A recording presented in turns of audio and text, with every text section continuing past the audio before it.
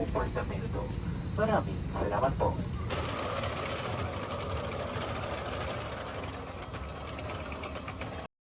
Just landed. Oh, I'm back. Char. Ang daming memories sa place na to. Taga dito ka ba malapit? Ayan, ang daming memories dito, dyan, sa mga park. Kasama ko mga kapatid ko. Dito kami nagpupunta.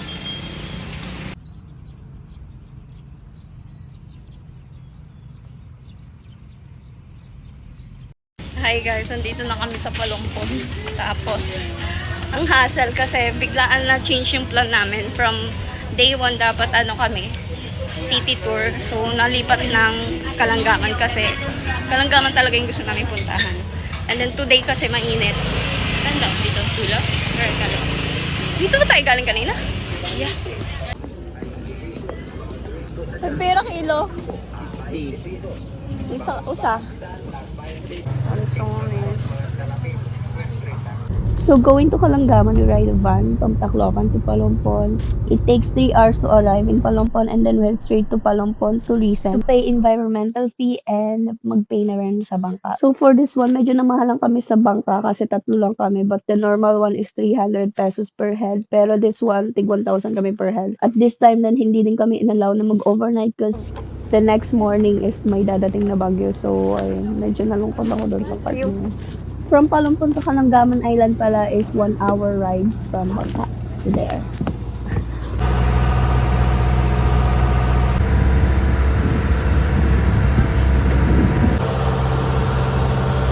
Ganda mi!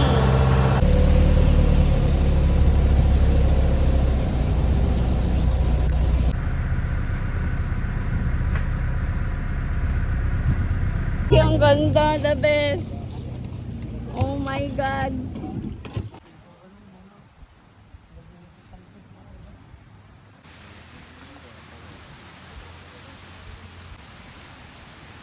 Sobrang ganda.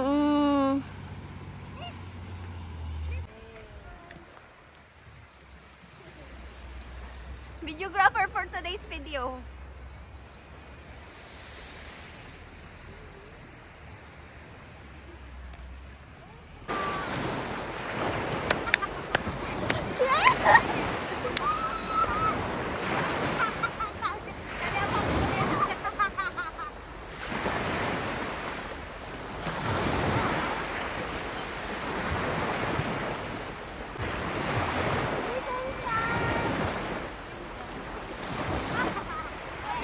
Oh my God! Engaged na yung friend ko. Wala. Ba't nawala? Natakot ako mawala. Oh my God! Sobrang linaw. Ang sarap! Pwede. Doon sa may bawal. Ah, doon. Ang ganda! Ang sarap! Uy, gago! Ito na katagal ko. Sarap. Ito talaga masasabi kong the best experience kahit sobrang maiksi lang yung... Hi guys, pupunta kami sa... Hello! Okay.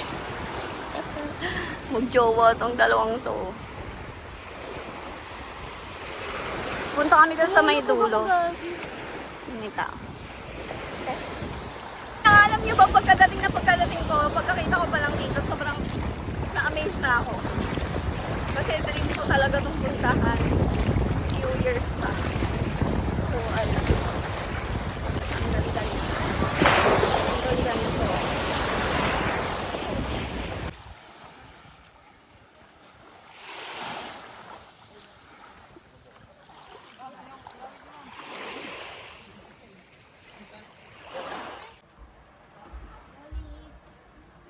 Elan!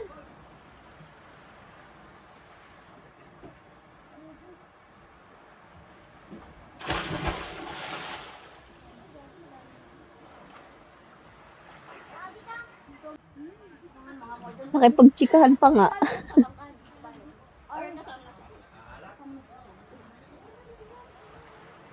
Pero 1,000 yata yung bayad nila.